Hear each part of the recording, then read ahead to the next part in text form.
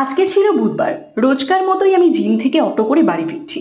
আর বাড়ি ফিরছিলাম ভালো কথা, খুব সুন্দর দিন কাটছিল, অবশ্য ঝুলে ঝুলে যাচ্ছিলাম।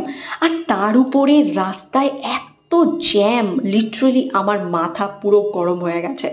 প্রত্যেক দিনের ঘটনা, প্রত্যেক দিন রাস্তায় এরকম জ্যাম থাকে, বড় বড় বাস আসে আর আমাদের মাথায় বাস দিয়ে চলে যায়।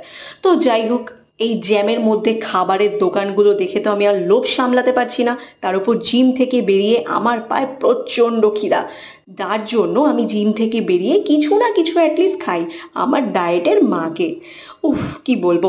দেন আমি মিয়ামারের কেক দেখতে পাই, আর আমার এত বেশি খেতে ইচ্ছা করে, কারণ ডায়েটের জন্য আমি আজ অনেক দিন হয়ে গেছে মিয়ামারের কেক খাইনি। আমার মনটা তো খুব খারাপ লাগছে। যাই হোক, অ্যাটলিস্ট জ্যামটা কমলো, বাড়ির দিকে যাচ্ছি। তো অ্যাটলিস্ট আমি বাড়ির সামনে পৌঁছে গেছি। আর এখানে কাকিমার দোকান থেকে আমি একটু ঘুগনি খেয়ে নেবো, কারণ বললাম যে জিম থেকে বেরিয়ে আমার প্রচণ্ড খিদে পায়, আর এত খিদে পায় যে আমি থাকতে পারি না। তো সেই জন্য কাকিমাকে বললাম একটু বেশি করে পেঁয়াজ এবং কাঁচা লঙ্কা দিয়ে দিও, আমার হেভি লাগে ঘুগনির সাথে। তো আফটার অল বাড়িতে পৌঁছে গেছি।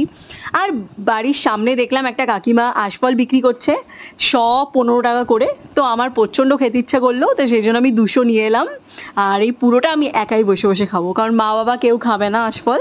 আর আশফলগুলো অনেকটা ছোট ছিল, কিন্তু আশফলগুলো লিটারালি প্রচণ্ড মিষ্টি ছিল। মানে আমি অনেক তৃপ্তি করে খেয়েছি, আর পুরোটা বসে বসে আমি একদিনে শেষ করেছি। আর প্রচণ্ড ভালো খেতে ছিল, মানে মিষ্টি ছিল, বাট মাংসগুলো অনেক ছোট ছিল আশফলের।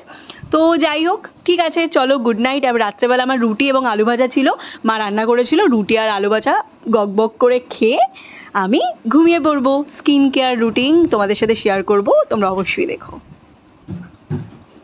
খুব ঝাল ছিল আলু ভাজাটায়। যাই হোক, গুড নাইট।